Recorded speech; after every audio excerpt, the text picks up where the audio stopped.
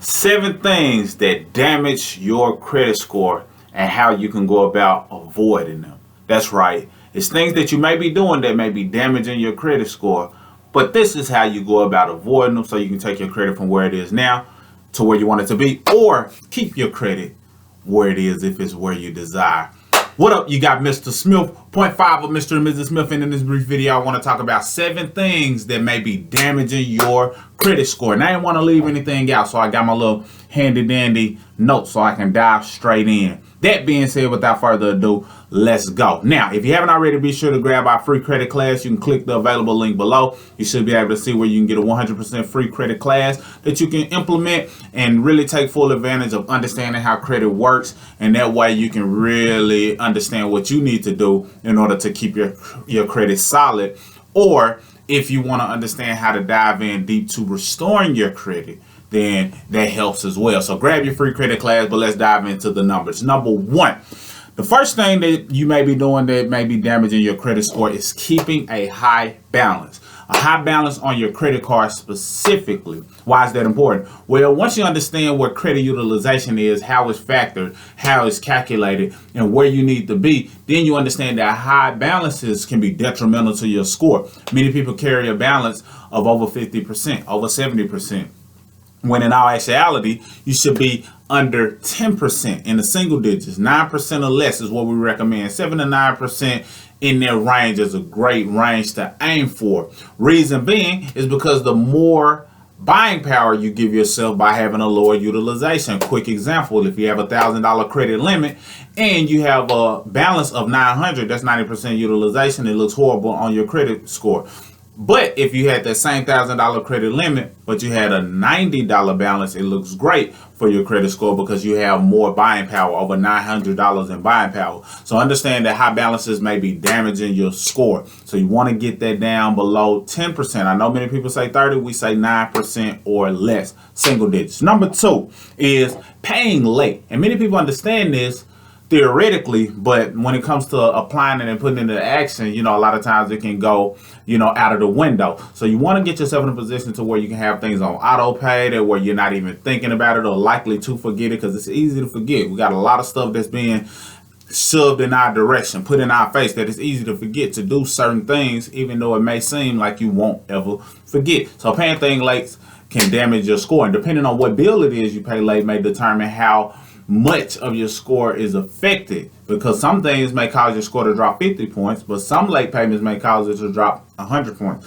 So be mindful of that and just be mindful of making all payments on time. Number 3 is closing credit cards. I hear this all the time. A lot of people are so terrified and just angry and upset with their credit card debt, and I get it. Trust me, we've been there time and time again. We understand how you can run up a credit card balance, pay it off, and get into that swing of using credit cards and not planning to run it up to a high balance, but it happens and you look back and you dread it. So once you finally do pay it off, you say, you know what, I'm gonna go ahead and close this card. That couldn't be what we would advise against the most. In other words, you don't want to close the credit card just because you're happy to have paid it off. We get it. However, what you want to do is, if you pay it off, you just got to incorporate some discipline, making sure that whatever you spend on it, you're paying it off at the end of the week, or you're paying it off on such a regular basis that you're not even worried about running it up like it had been up before. So that does require discipline. Reason being, if you close the credit card altogether, then you wipe out good positive payment history. You lose some of the utilization or buying power that you once had. And in many cases, that may be your only credit card, or you wiped out all of your credit cards. Now you use being able to claim the credit utilization that contributes to 165 points just by having some type of line of credit in the form of a credit card. So just something to keep in mind. Do not close those credit cards if you can avoid it. Number 4, defaulting on loans. A lot of times people get into loans, whether it's a personal loan, student loan, auto loan, and then they just default altogether. It go from being a late payment to, forget it. I'm going to just let it, hit my credit and do what it do. You don't want to do that. Defaulting on those loans can hurt your score by 100 points easily, and sometimes more. Then those collections tend to hit and charge-offs, and that definitely is more detrimental. Then you have to end up hiring somebody like us to help you restore it and get those things deleted, which we don't mind. That's what, keeps us in business from that angle. However, just knowing that you want to avoid that is something that I think can help you long term in keeping your credit score intact and helping you build and keep your credit growing if you're trying to build good credit. Next up on the list, we have number 5. You don't want to apply for too much credit. Applying for too much credit can be detrimental because what it does is create a lot of inquiries on your report, and hard inquiries can tend to drop your score 3 points at a time. So if you're applying for a lot of credit, and some of these places that you apply may run your credit through 10 different entities, so that one application really was times 10 because they did it multiple times. And if it hurts your score 3 points, then that's 30 points that you lose just by having too many applications. Plus, the most recent year of inquiries can be detrimental, and it's looking as though you're at high risk because you're constantly trying to apply for something. So don't get in the habit of making all of these different applications or applying for different things, because it definitely is not good for your score. Be strategic with it if you have to apply, but just understand that so you can go further. That being said, number 6, not having a credit card at all. Now, this kind of ties into what we said you don't want to get into play of getting rid of or canceling and closing a credit card. Not having a credit card at all, some people feel as though they're better off without a credit card, especially depending on what type of advice you listen to and who you tend to get your information from, because some people strongly suggest against credit cards altogether. And if you listen to that, then it's a good chance that you may have bought into the concept of not having a credit card at all. At the time of this recording, credit cards affect a huge chunk of your credit score, 30%.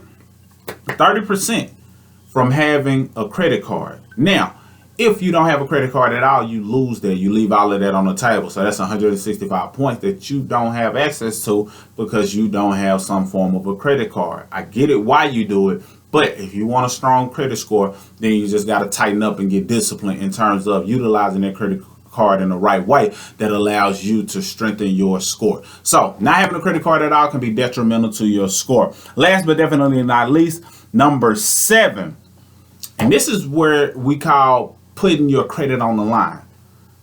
Cosigner. Signing as a cosigner for someone can be detrimental to your credit. Now, this is different from you having a credit card and bringing somebody on as an authorized user.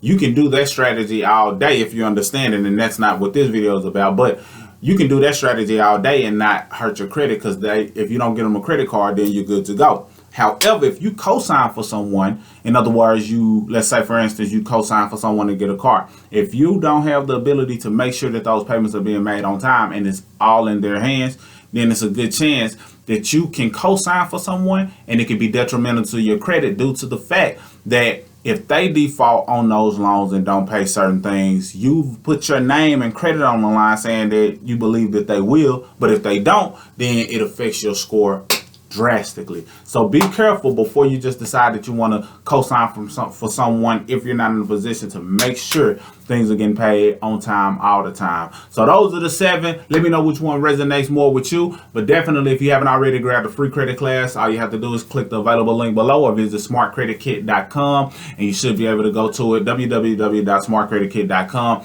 Get instant access to the free credit class, amongst other things that can help you take your credit from where it is now to wherever you want it to go. That's all I got for this video. Mr. Smith, signing out.